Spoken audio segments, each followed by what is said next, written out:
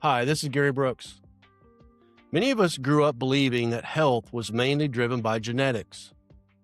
If diabetes or heart disease or Alzheimer's runs in my family, then the likelihood that I will get it is very high.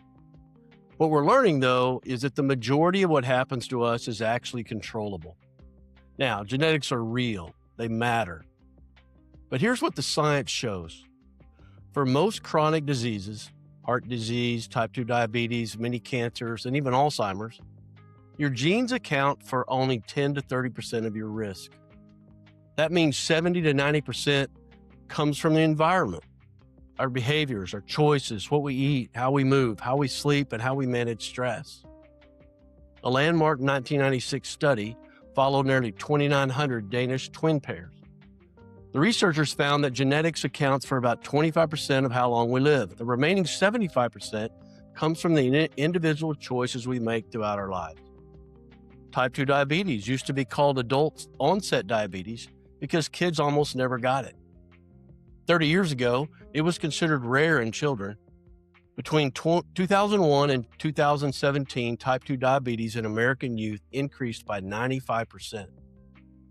Our genes didn't change in one generation. It was our environment that changed. If this were genetic, the numbers wouldn't have nearly doubled in 16 years. So what does this mean for you and me? It means our family history is important to know, but it doesn't define our future. It tells us where to pay attention. In my case, I was born with high Lp(a), likely from both my parents.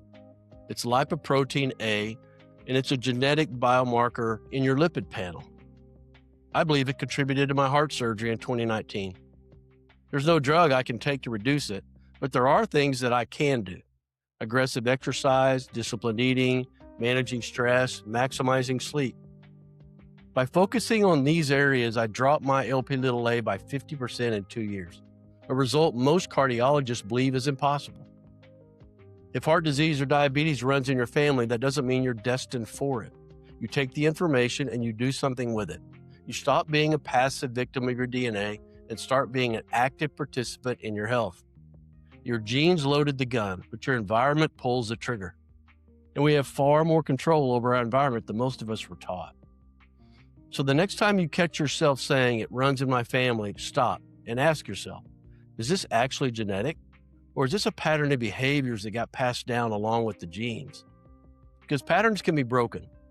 You can be the one who changes your family's history. We're exploring these and other topics like this at the Oklahoma Health and Wellness Summit, March 9th and 10th.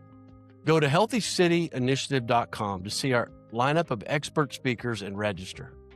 Thank you.